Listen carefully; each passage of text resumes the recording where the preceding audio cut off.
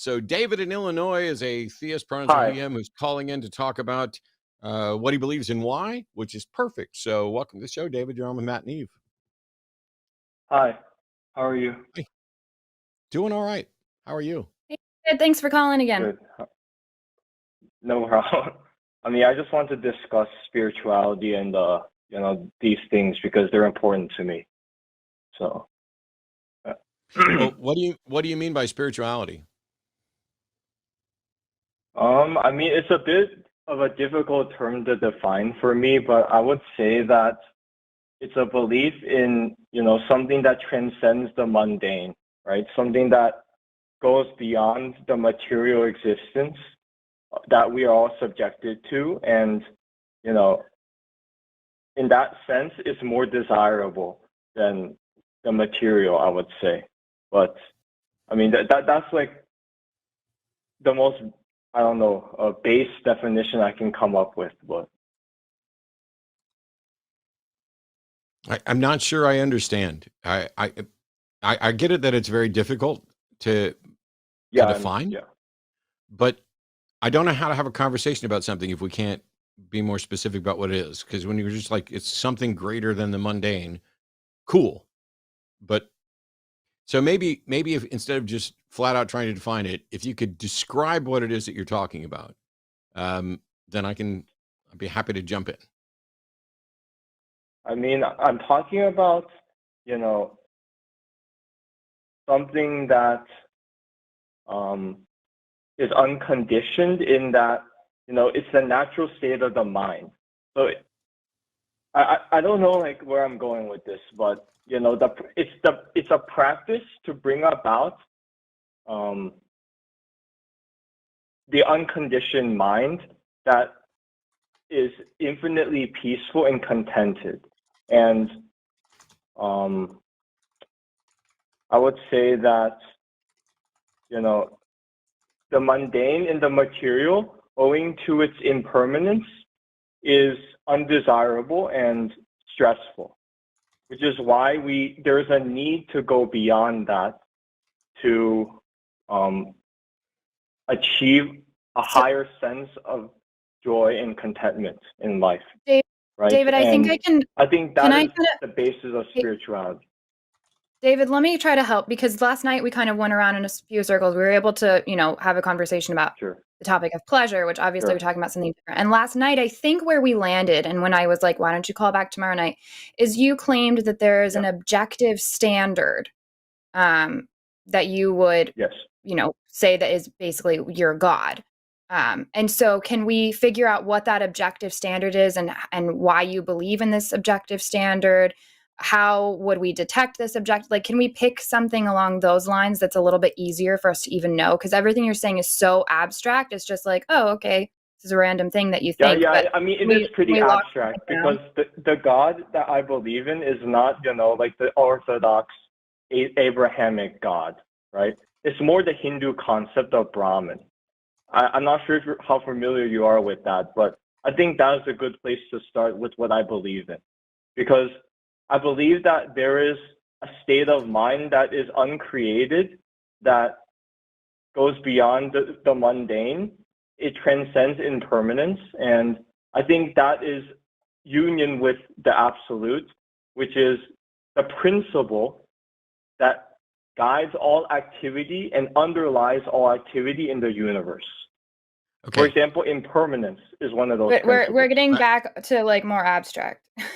So yeah, okay, I'm sorry. I would really love for this to actually be productive, and hopefully you don't take this the wrong way, but I feel like every sentence you've uttered so far in attempting to describe this could be condensed to you're seeking joy and contentment, and then a bunch of things that a Deepak Chopra nonsense phrase generator or ChatGPT could have spewed out.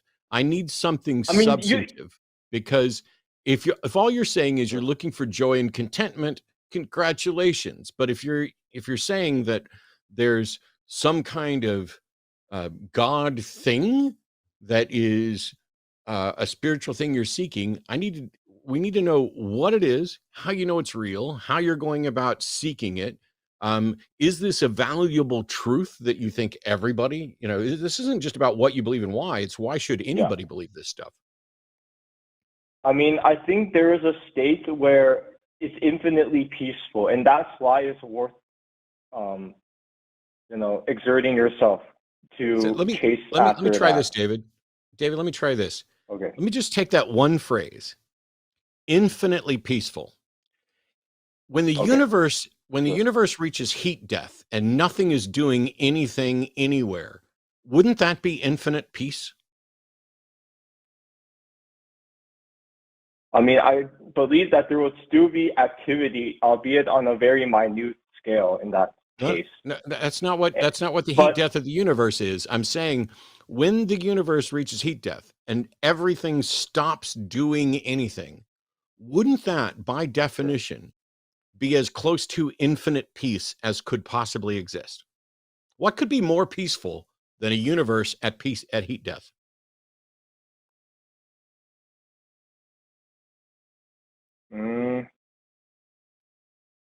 I mean, the piece that I'm referring to has to do with sentience, right? And I don't believe that, everything has this quality of sentience and spiritual aptitude.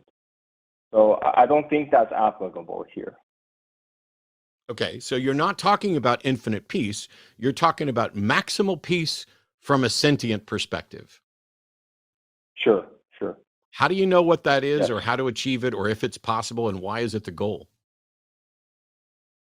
I mean, do you believe that suffering is undesirable in that, you would rather suffer as little as possible and achieve as much peace and contentment as possible? No, I'm not convinced that it is necessarily the case that the absolute minimal suffering is an ideal. I think there is some amount of suffering that is both beneficial in that it learns and you learn things and you gain a better understanding, and that it's a part of the world. I think generally people object to excessive suffering, but I don't necessarily know that. But even if I agreed that eliminating suffering or minimizing suffering was a goal, what does that have to do with spirituality? I could be fine with reducing that's the goal of suffering. spirituality. I'm still talking. I could be fine with reducing suffering, and I don't know why you consider that spiritual or why it's some truth to seek.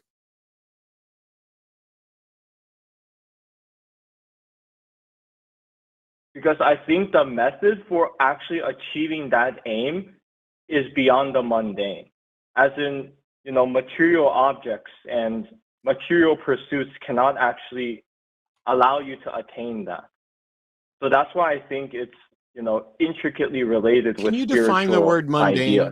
Because on multiple occasions here, you've said beyond the mundane. Define mundane. Sure. I would say mundane are things that, let me sort of formulate my response here. I mean, I would say that they're impermanent, and owing to that impermanence, they're unsatisfactory. I would say that they are fabricated by the mind, in that there are things that are put together with smaller and less, more base level principles, such as, elements and other lower level building blocks, right? That's what I'm talking about when I say mundane. But your ideas that you're presenting to us are put together by your mind. So do those not go under the category of mundane? But I don't how do you know that your ideas put together by the mind, though? Right. So how do you so there we go. How do you know that this thing that you're presenting to us is reality and not just something you're describing to us? Where is this objective source that you've received this information from? Because I believe that there is a way to eradicate all suffering. And that is why, Sure. I'm really trying, David, and I appreciate you calling. But if I were to look up a dictionary and a thesaurus and dig in on the word mundane, would the word impermanence appear there at all? No, it wouldn't. I'm not sure. Probably not. Because the normative use of the word mundane is ordinary, dull. It is the de facto kind of dull gray aspects of reality, the ordinary. That's how mundane is normally used.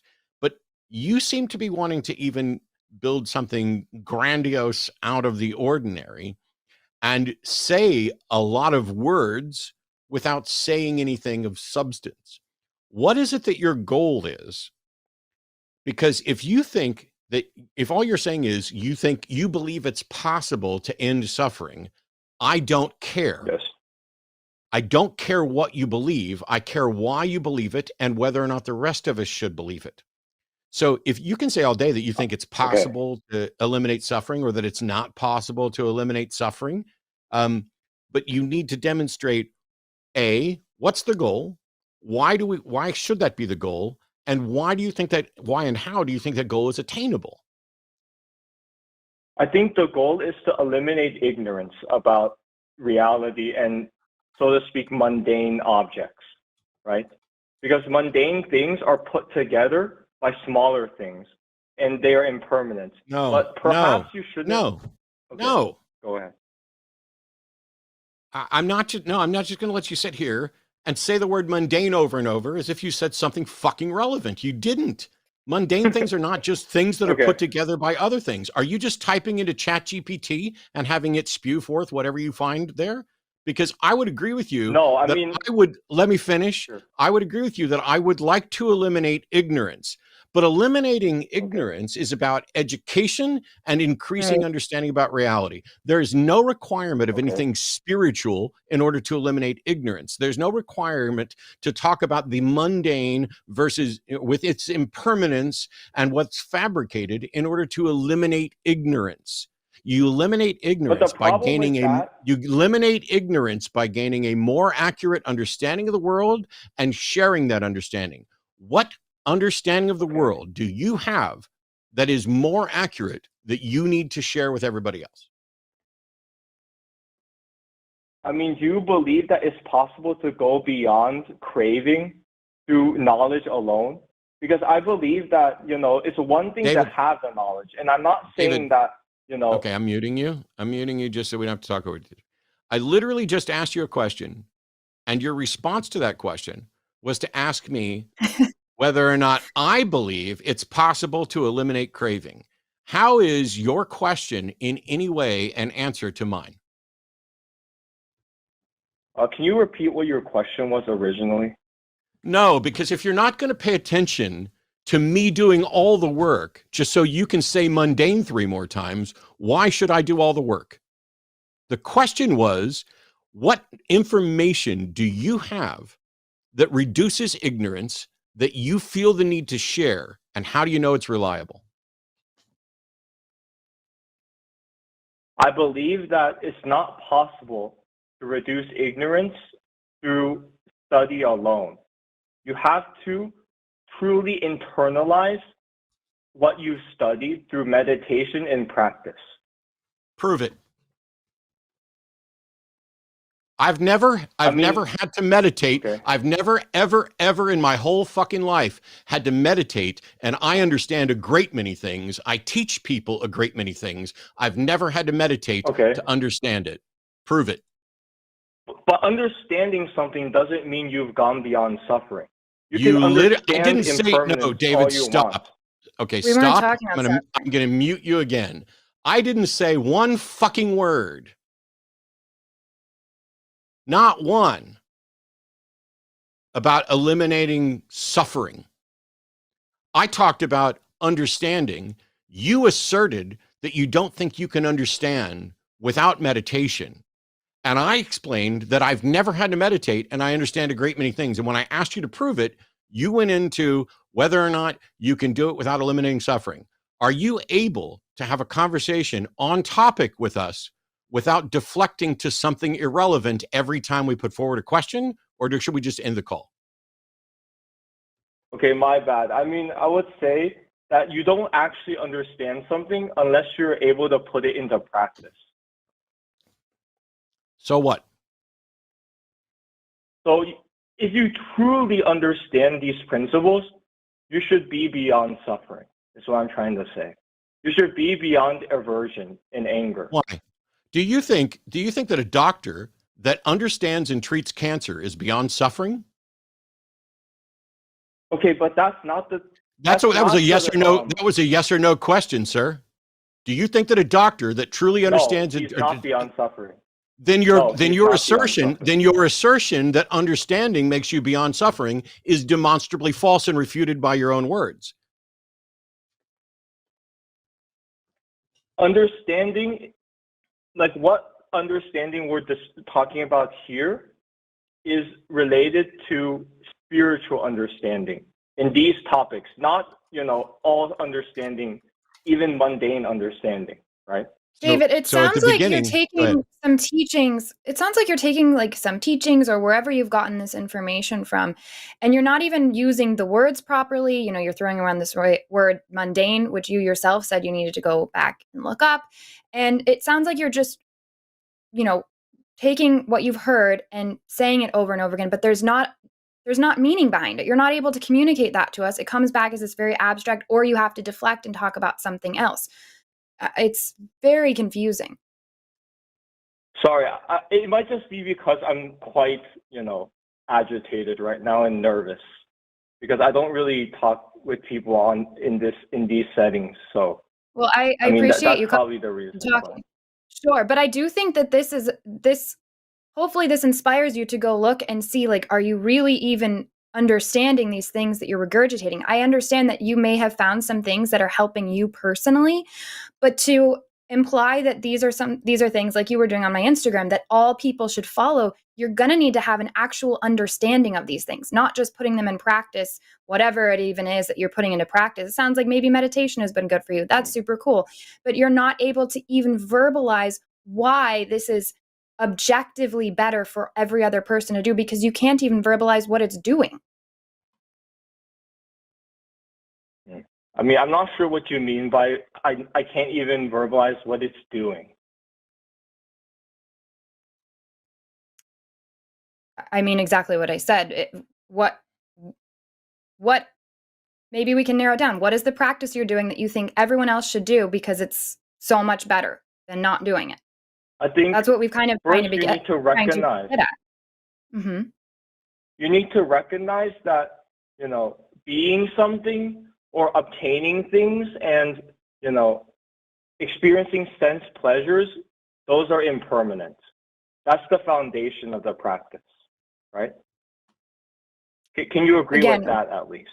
No, because again, you're using words like there's some buzzwords you've used multiple times now and last night as well, impermanence and mundane, sure. And you're using them so differently each time that I'm not able to track with what you even mean by them. I don't even know if you know. It sounds very similar to my evangelical upbringing where they use these random words like God is pulling on your heart. It's like, what does that even mean? And I don't know that you even have an understanding or meaning. Maybe Matt is understanding what you're saying better than I am, but I'm not getting it. Impermanence means lasting for a finite amount of time, as in the pleasurable feelings you experience from a sense object, something you see, hear, smell, etc. It lasts for a finite amount of time, that pleasure. Yes. Does that make sense? We know, yes. I know what impermanence means. I know that things don't last forever. How is that relevant to this discussion? Because if you become attached to something that is impermanent, once it ceases, what will be the result then? That's who knows? It depends on what it is. For me. So I was attached to my old car. It's no longer in existence, and I've moved on to a new car. What's the problem with that? But did you not? What's the problem with that? What's the problem with that? If you don't. What's the problem with that? Were you truly attached to it? I'm going to keep asking you the same question until you answer it. Okay. What's the problem with that?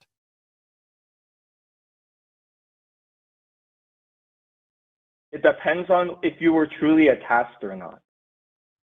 Oh, okay. So first we have this conversation about spirituality, which we can't define. Then you get to this notion that the understanding that we need to cultivate isn't limited to the mundane, but it's about the spiritual understanding. So we're right back at that again. And then you start talking about attachment. And when I present a case for attachment, which debunks your point, just as I've debunked every other gobbledygook thing you've tried to say, now it's a matter of, was I really attached to it? Name something that is that you think I've been attached to at some point in my life so that I don't have to answer the ridiculous question about whether or not I was attached to it. I was married to a woman for about 7 years. Do you think I was attached to her? Perhaps. Perhaps. Okay. Can you name anything that you think I was likely attached to so that you can stop wasting my fucking time with these distractions about whether or not I was actually attached? Okay, sure. Thank you. Your own life. Yes, I'm attached to my own life. And when it's over, it's over. But are you bitter about that? Like, how do you actually No, feel I'm not bitter that? about that. I'm not bitter about that because it won't impact me. There won't be a me anymore to experience what it's like to not exist. I am attached to my life in the same sense that I'm attached to breathing. And when the breathing stops, there won't be a me to object to it. So you're saying that in the process of death, there won't be any aversion or any pushback against that. You would just accept whatever happens. I have no idea, but there's nothing I can do about it. When I'm dead, I'm dead. That seems like a even more pessimistic view than mine. Well, I don't give a shit whether you think it's pessimistic. I'm trying to get to what you think is important and valuable. And you started bringing up attachments. So I started trying to give you examples of attachments to impermanence, things that are impermanent that I've been attached to, but none of them are good enough for you except for my life. So let me put it to you this way. Let's assume that I'm very attached to my life and it is impermanent. What do you understand that would help me deal with my attachment to my impermanent life? I mean, assuming that you would suffer in the process of death, it might benefit you to practice, meditation or contemplation on. That's not what I asked you. That's not what I asked you. And this isn't about assuming I would suffer. You're claiming that you have a knowledge and understanding to assuage ignorance on spiritual issues where people are attached to things of impermanence. And I've asked you, let's assume that I am attached to my life. What knowledge do you have that you can share with me that will ease my suffering to being attached to my life?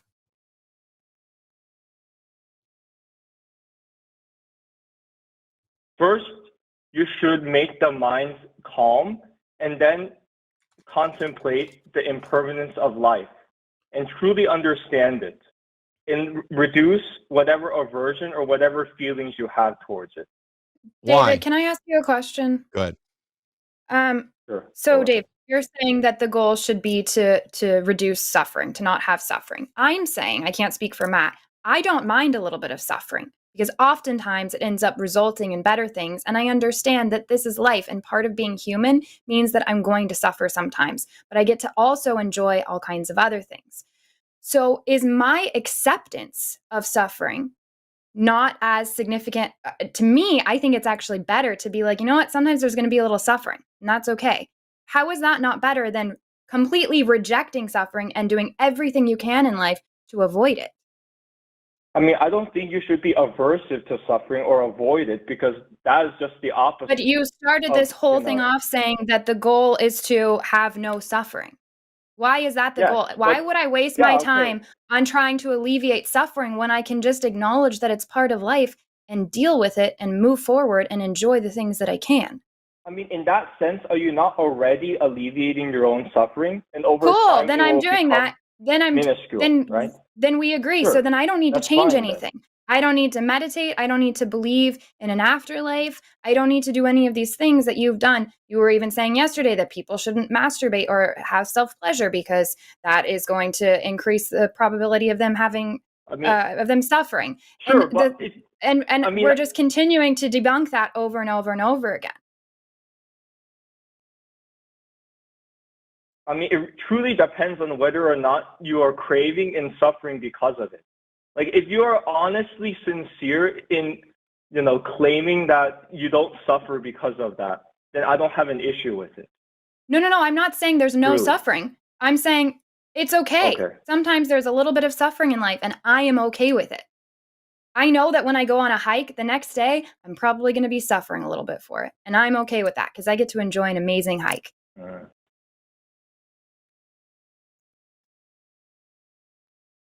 that make sense? I mean, I think, yeah, that makes sense. But I mean, that seems like a defeatist attitude to have. Like, there's something I don't better, really care. I'm just not willing I don't care. to... I've accomplished what you're saying should be the ultimate thing to accomplish without having to put any effort into it. And I enjoy my life and I love it. So why do you have something better to offer me? It sounds like you don't. I mean, there is something better, but if you're not willing to, put forth the effort to achieve it, I mean, I don't really have any issues with that, as long as you recognize that there is something better and not, convince people that, there isn't something better. Like, that's my biggest issue with, like, whatever content you're producing here. There is something better, right? And as long as you can acknowledge that. What's better? What's better? The complete cessation of suffering. Is that not better? And better than what? First of all, better than what? Better and how than do you still prove having it? suffering. Better than what? And how do you prove it?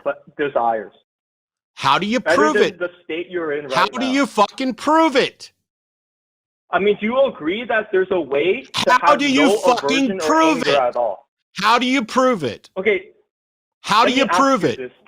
How do you prove it? Okay. I'm going to keep asking you the same fucking question, David, to expose your problem until you actually answer it. If you want to assert that we are wrong and you have a better way, you have to prove it. And that means you need to come up with a method to prove it. Can you do that or not? Can you do that? I'm not making a moral judgment, David? Okay, David, I'm just going to fucking mute you. And you're going to try this again. If you're going to assert that there's something wrong with what we're advocating for, which, by the way, all we're advocating for is skepticism and humanism.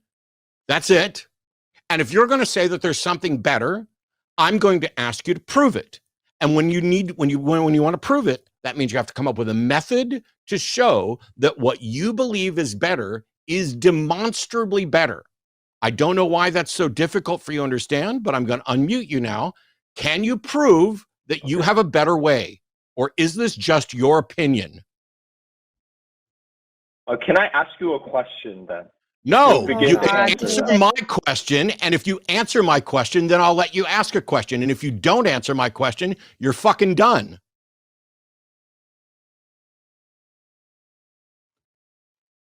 Okay, so there are explicit fetters that bind people to suffering. Okay, I'm going to try this one more time. I'm going to mute you. And then when I unmute you, I'm going to have you answer the question. And if you can answer the question, then I'll let you answer a question. I'll let you ask a question. And if you don't answer my question, I'm going to drop you like a bad habit. When you say that you have a better way, when you don't even understand what our way is, and you barely understand your way enough to put it into words that make a coherent sentence, my question is, what is your method to prove that your better way is actually better and not just your opinion? Go.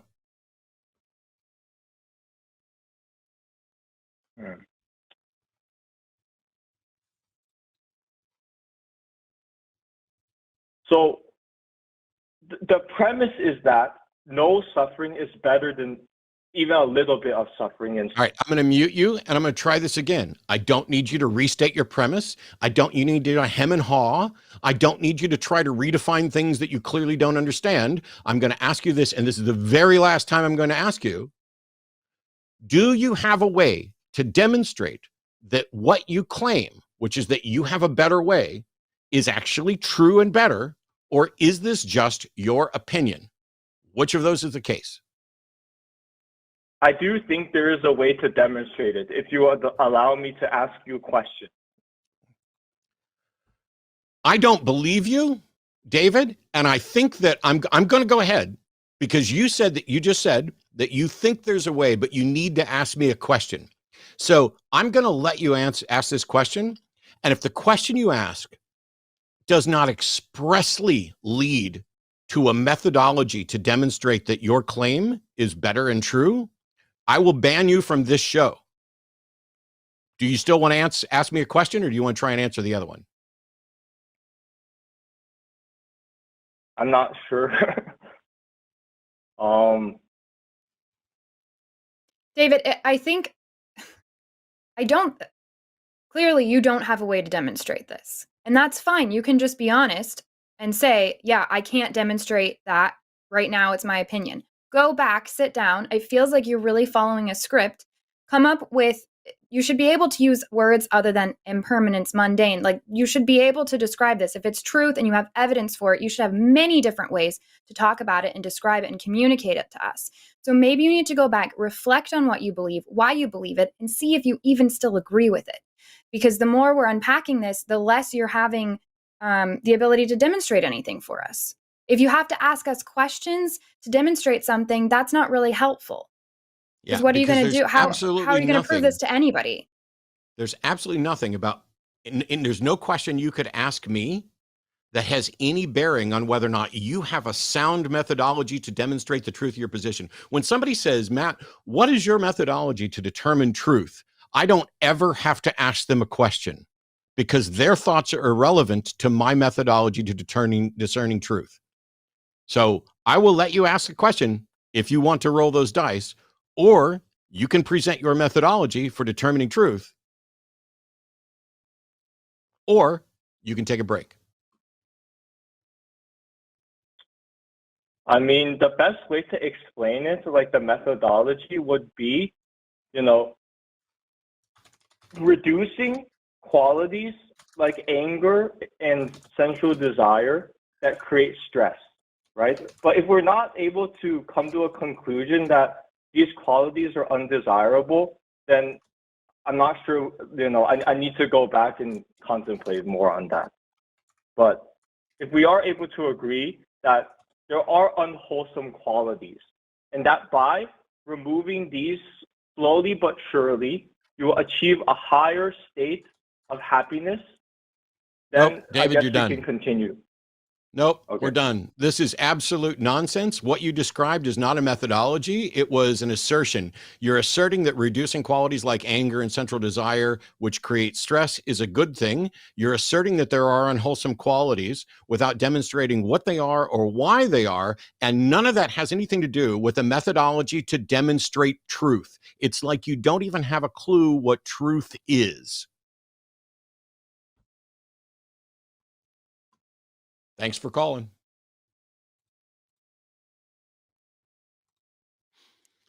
Yeah, I think it really sounds like a script. It sounds like somebody who doesn't even fully understand, like they found a coping mechanism or they found a tool that helps them in life, and that's cool. And they're so overzealous about it that they want to assert it on others without even understanding what they're talking about. It's a little unfair, especially now that he's no longer on the line.